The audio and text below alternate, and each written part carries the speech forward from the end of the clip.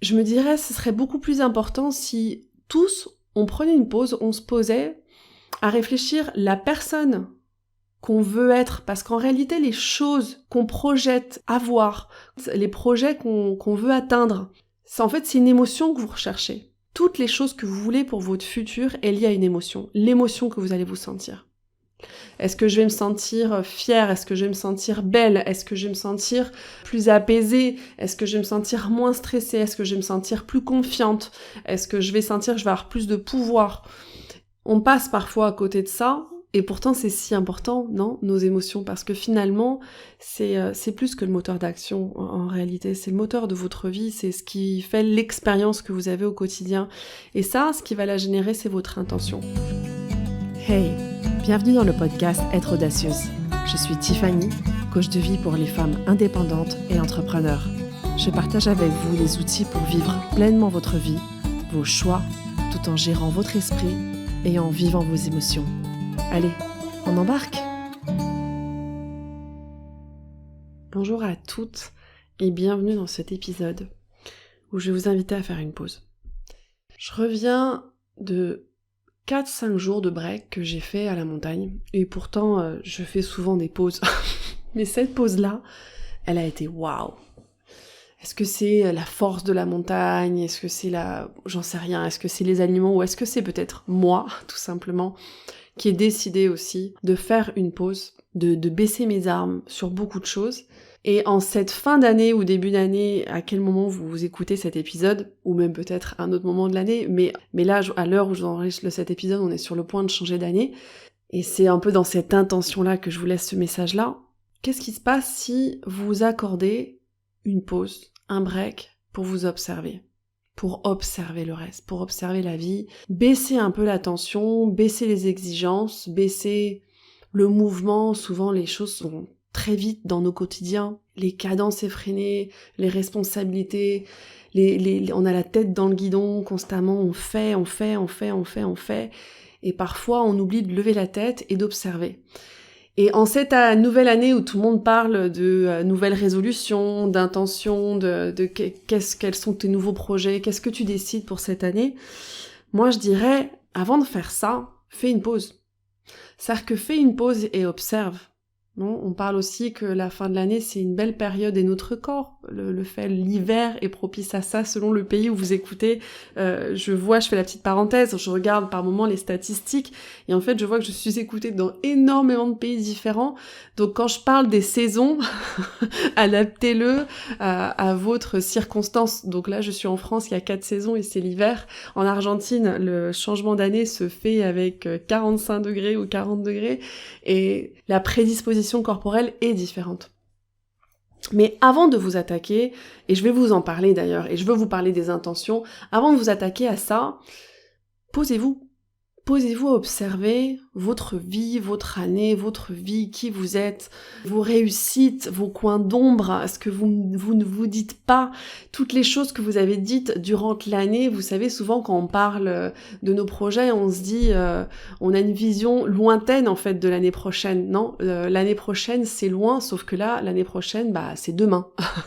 Le podcast, il sort le 30 janvier, donc c'est après-demain.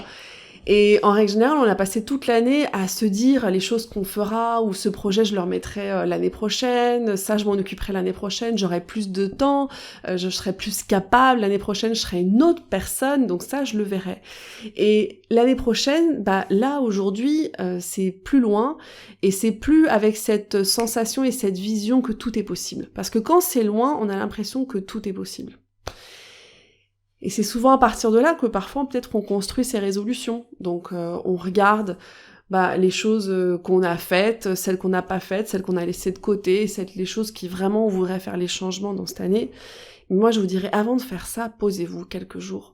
Laissez retomber, intégrer cette année aussi. Laissez les choses un peu s'imprégner dans votre corps pour les comprendre et pour pouvoir construire plutôt une intention. Parce qu'on a beaucoup de projets, on a beaucoup de choses sur nos listes, sur nos post-it, sur nos tableaux, mais ce qui compte, c'est l'intention qui va conduire ces projets. C'est la personne que vous êtes. Quel type de personne vous voulez être pour conduire ces projets? Et quel type de personne va vous garantir que vous allez conduire ces projets aussi? C'est ça, parce que quand on parle de résolution, c'est bien beau, on parle de résolution, mais en règle générale, ça tient quelques semaines, un mois, et c'est comme quand on démarre des régimes. On est hyper motivé dès le début, et au bout d'un moment, la deuxième semaine, il y a déjà un truc qui tombe à l'eau, ou il y a des ajustements, et au fur et à mesure, ça tombe. Et moi, ce que j'aime bien penser et j'adore d'ailleurs les résolutions de la nouvelle année, moi j'utilise beaucoup ça aussi comme un élan, c'est comme aussi la rentrée des classes, non, c'est la nouvelle année, c'est le nouvel élan.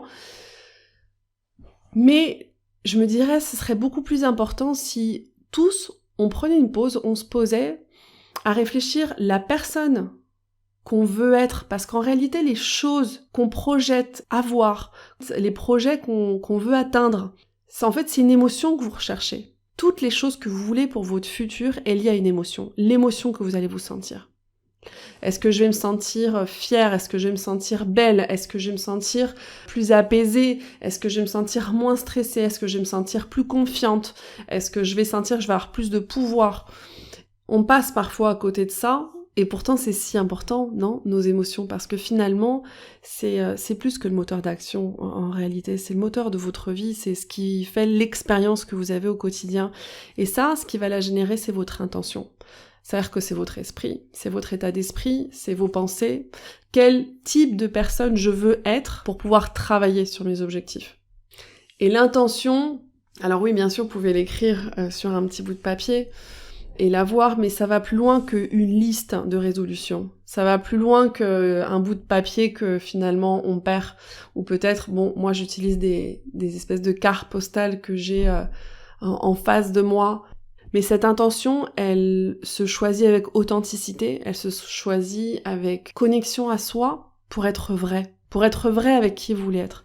Parce que c'est bien beau d'avoir des projets, mais tous ces projets, c'est parce qu'on veut être quelqu'un et parfois on oublie d'être ce quelqu'un aujourd'hui, au présent.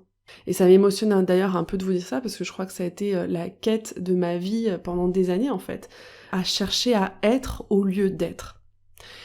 Et quand je vous invite à faire cette pause, et pour ça, je pense même quand je parle d'entrepreneuriat, j'aime bien parler de pause créative.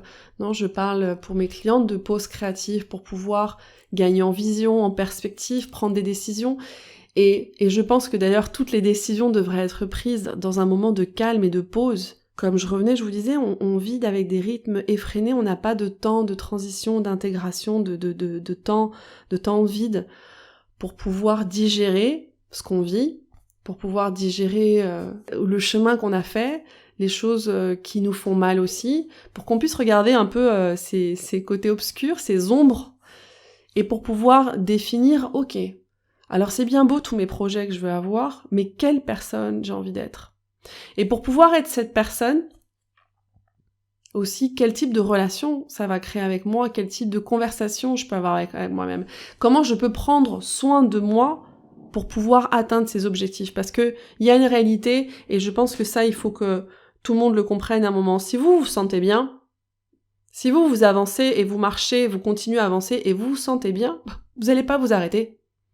En règle générale, on abandonne toutes les choses qu'on veut avoir, toute cette fameuse liste de résolutions, parce qu'on se sent pas bien quelque part. Alors se sentir bien tout le temps, ça veut pas forcément dire que tout est rose et tout est facile, et qu'il n'y a pas d'obstacles, et il n'y a pas d'événements contraignants, ou des choses comme ça. Non, ça veut seulement dire que on s'est posé et on continue à se poser, on prend des temps pour essayer de voir, ok, comment je veux être résolutive pour pas soit souffrir dans le quotidien, pour soit pas abandonner les choses qui sont importantes pour moi, pour pouvoir avoir une belle relation avec les personnes autour de moi, avec ma famille, avec mes collaborateurs, pour pouvoir être efficace, pour pouvoir être créative. Pour mener un projet, il y a plusieurs casquettes qui sont en vous, qui sont nécessaires. C'est-à-dire que moi, dans ma vie, j'ai besoin d'être la Tiffany créative pour pouvoir créer des podcasts et pour pouvoir écrire des contenus. J'ai besoin d'être la Tiffany qui sait se poser et écouter et s'extraire de soi, entre guillemets, pour pouvoir écouter ses clients, écouter mes enfants, écouter le monde, interagir. Ce que je veux vous dire, c'est qu'on a besoin d'être plusieurs casquettes de nous-mêmes pour pouvoir affronter tous les différents fronts qu'on a. Parce que quand je parle à des femmes entrepreneurs, je parle à des femmes qui ont plusieurs multipotentiels. Je parle à ces femmes qui sont là, présentes sur tous les fronts, et parfois elles sont complètement épuisées. Et elles ont énormément de rêves, et c'est des battantes, des créatives, mais il y a des fois ça pèse lourd. Ça pèse lourd et c'est pour ça aussi que souvent on abandonne, que ce soit notre hygiène de vie, notre alimentation, l'activité qu'on voulait faire, le projet qu'on voulait monter, on part sur des solutions qui sont plus faciles, on tient pas le coup, entre guillemets, on s'abîme soi-même ou peut-être sa relation avec soi-même. Et ces choses-là, on a tendance à pas les voir dans la frénésie du quotidien, dans le rythme effréné, dans cet enchaînement de tâches à faire et de cases à cocher, et d'où la pause. Faites un break avec vous-même. Mais le break, parfois, ça peut être quelques heures. On n'a pas besoin de partir à la montagne, comme je disais. Faites un break même dans votre quotidien. Profitez du fin d'année, début d'année pour faire un break. Donnez-vous ce luxe pour vous-même. Offrez-le vous pour essayer de faire un point.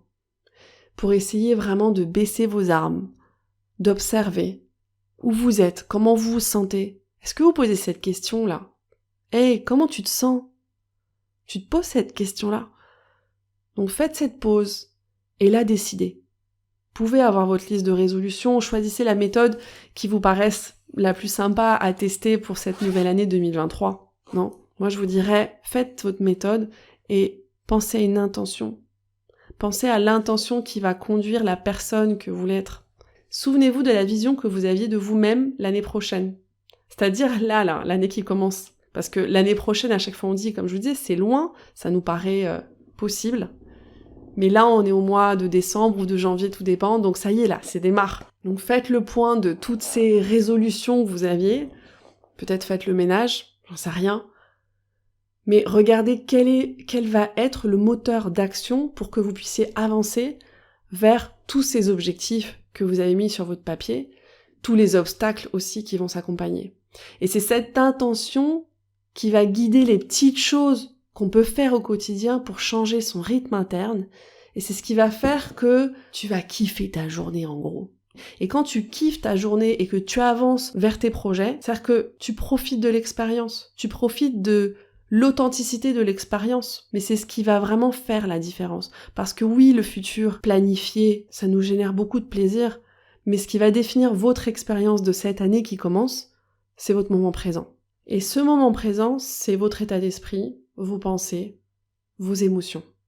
C'est ça qui va définir l'expérience que vous allez avoir. C'est ça qui va définir si vous allez pouvoir prendre soin de la relation que vous avez avec vous-même, quelque part, pour cette nouvelle année. Les petites choses que vous allez pouvoir mettre en place chaque jour qui vont faire la différence sur ton rythme interne, par exemple, sur ce qui va te faire kiffer le style de journée que tu vas avoir. Pas forcément tout kiffer, mais au moins être disposé à faire la différence et à reprendre le rythme, on va dire. Parce que l'intention, c'est ce rythme, c'est la cadence que tu vas mettre en place pour pouvoir juste être, passer ta journée, faire les choses que tu veux faire, qui vont te conduire vers tes objectifs. Faire ces petites tâches qu'on pense qui sont de merde quelque part, mais que finalement sur le long terme font la différence aussi. Faire ces routines parfois qui nous pèsent. Et faire toutes les choses qu'on doit faire aussi, qui vont toujours être là. Quel type de personne t'as envie d'être? Comment tu vas alimenter ton énergie? Comment tu vas alimenter tes performances, ta disponibilité? Qu'est-ce qui va te permettre de prendre soin de toi au quotidien pour être disponible sur tous les fronts que tu veux mener?